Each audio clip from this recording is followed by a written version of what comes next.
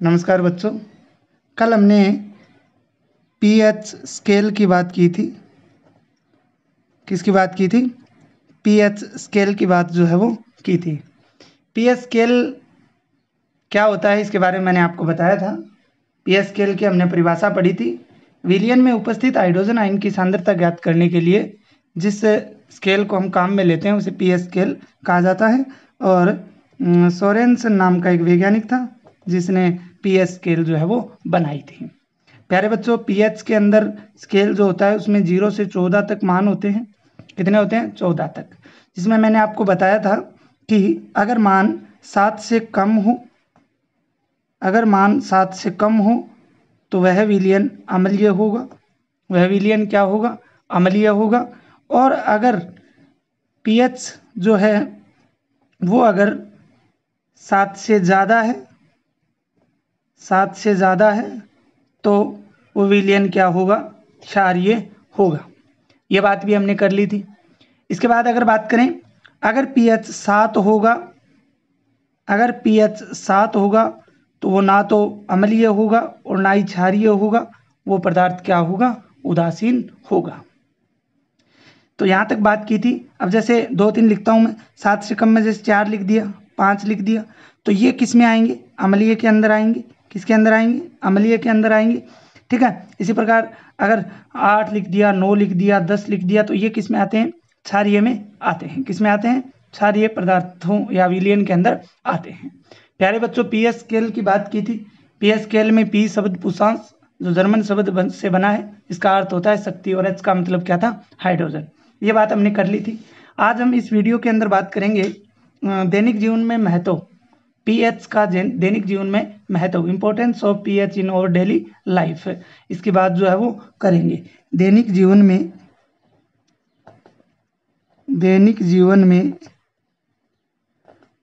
PH का महत्व।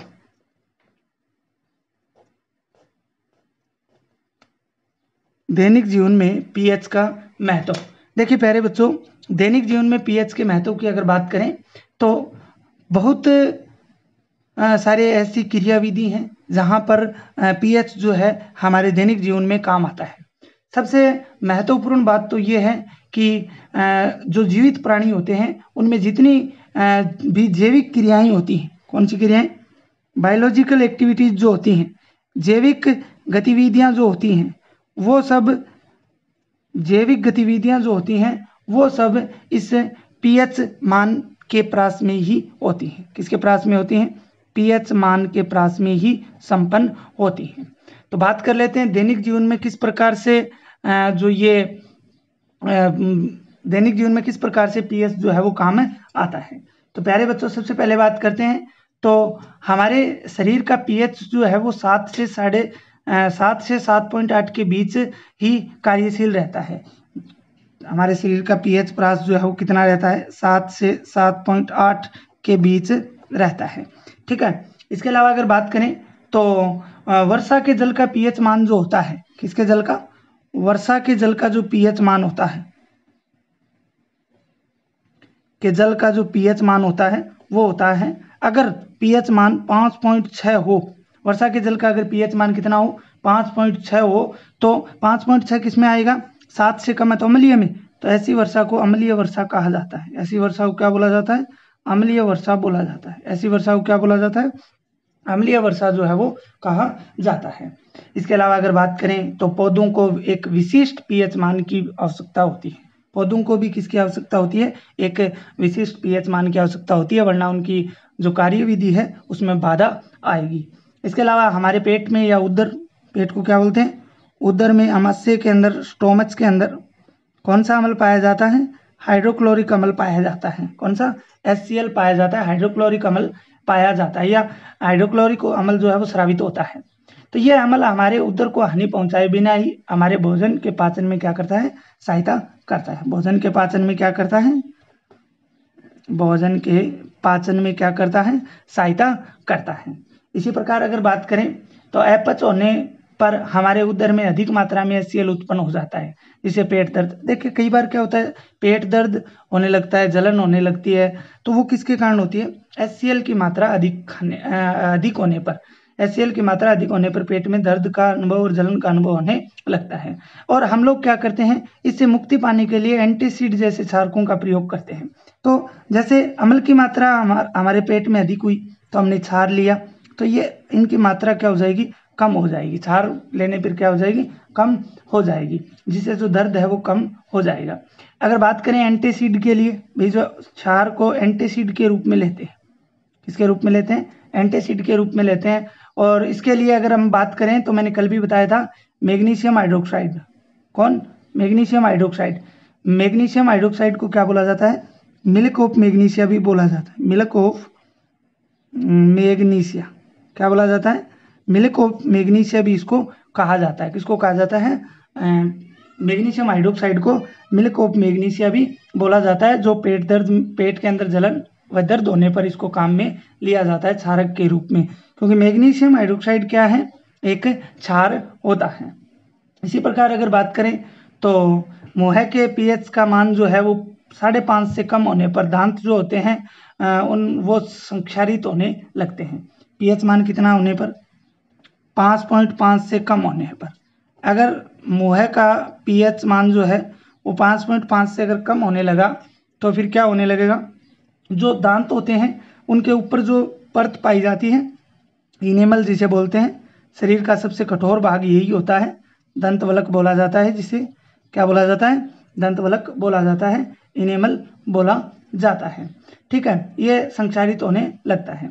इसके अलावा बात करें तो दांतों का इनेमल जो है वो कैल्शियम फास्फेट का बना हुआ होता है। किसका बना हुआ होता है, कैल्शियम फास्फेट। ये किसका बना हुआ होता है, कैल्शियम फास्फेट का बना हुआ होता है। ठीक है, तो ये क्या होने लगता है, संक्षारित होने लगता है। कब, जब पीएच मान 5.5 से कम होने लगता है। और ये आपको मैंने बता ही दिया, शरीर का सबसे कठोर भाग जो है वो होता है। मुंह में उपस्थित जो बैक्टीरिया है, ये भोजन के पश्चात मुंह में उपस्थित जो अवशिष्ट शर्करा है एवं खाद्य पदार्थ का निम्नीकरण करके क्या उत्पन्न करते हैं, अम्ल जो है वो उत्पन्न करते हैं। भोजन के बाद मुंह साफ करके इस क्रिया को हम लोग रोक सकते हैं। भोजन के बाद अच्छी तरह से मुंह साफ करके इस क्रिया को आसानी से क्या किया जा सकता है, रोका जा सकता है। इस क्रिया को क्या किया जा सकता है, आसानी से रोका जा सकता है। किसको, इनेमल का संक्षारण होना जो होता है उसको हम जो टूथपेस्ट करते हैं उसके द्वारा इसको रोका जा सकता है। इसके अलावा आगे वाले पॉइंट की बात करें तो मधुमक्खी का जो डंक होता है वो एक प्रकार का अम्ल ही छोड़ता है।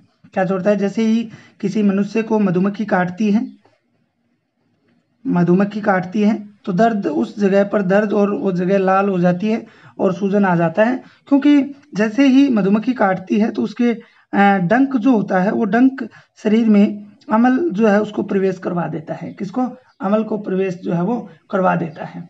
और अम्ल जैसे अगर बात करें अम्ल की कि अम्ल कौन सा होता है, तो मेथेनोइक अम्ल हो सकता है। ठीक है, तो वो जैसे ही त्वचा के अंदर जाएगा तो दर्द होना क्या हो जाता है, शुरू हो जाता है और जलन का अनुभव होना शुरू हो जाता है।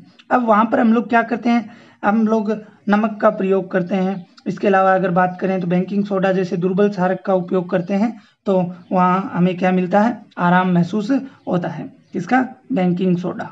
बेकिंग सोडा के आगे बात करेंगे कि बेकिंग सोडा जो है वो क्या होता है, किसे कहते हैं, इसकी पूर्णतया अलग से बात जो है वो करेंगे।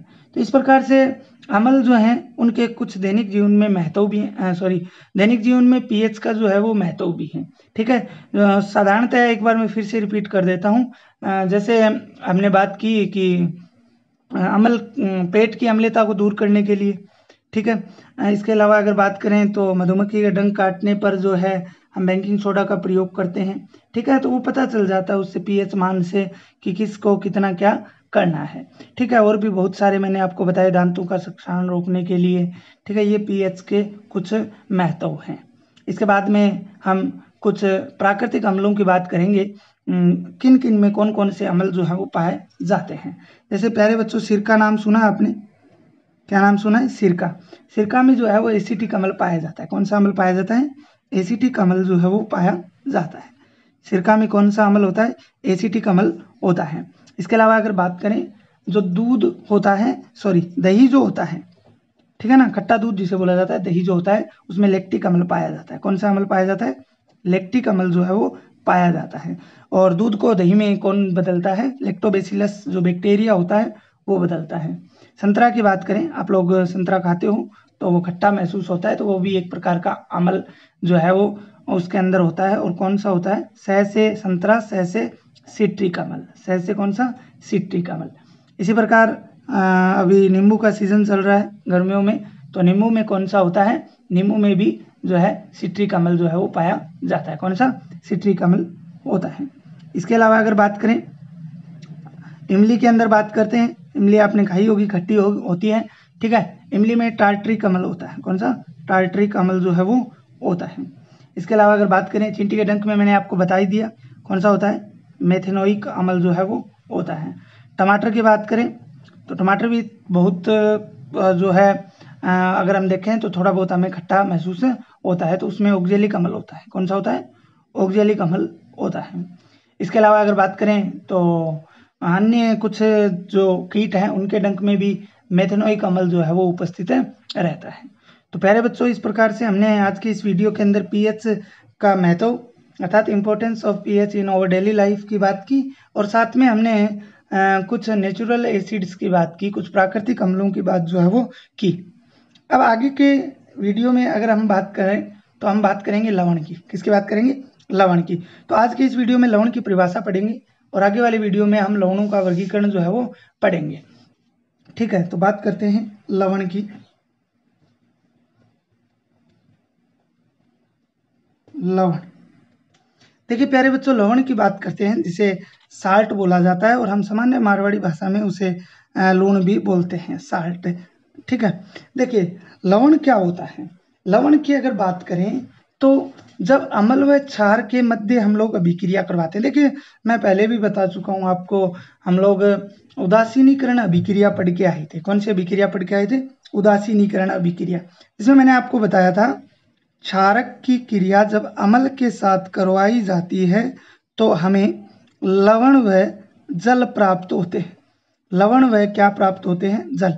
जैसे NaOH अगर क्षार के की क्रिया HCl के साथ करवाते हैं तो NaCl प्लस H2O बनता है, और ये बनने वाला NaCl क्या होता है?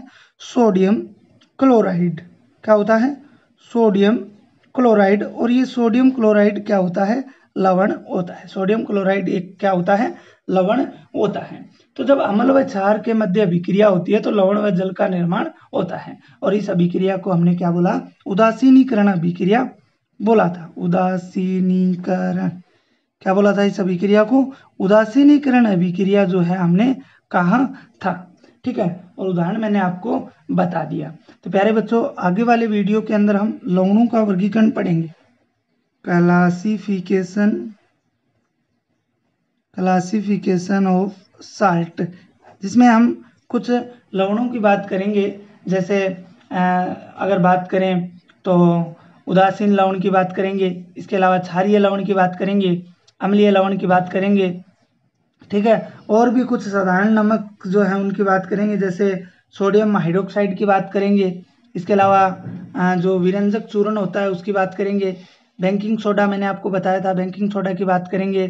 ठीक है, और भी बहुत सारे हैं, धोने का सोडा है, सोडियम, ठीक है, धोने का सोडा है उसकी बात करेंगे, वॉशिंग सोडा जिसे बोला जाता है, प्लास्टर ऑफ पेरिस की बात करेंगे। इन सब की बात जो है वो आगे वाली वीडियो के अंदर करेंगे। तो उसमें आपका जो ये चैप्टर है, ये 2 नंबर चैप्टर भी आपका क्या हो जाएगा? कंप्लीट हो जाएगा। तो प्यारे बच्चों, आज के लिए इतना ही। धन्यवाद।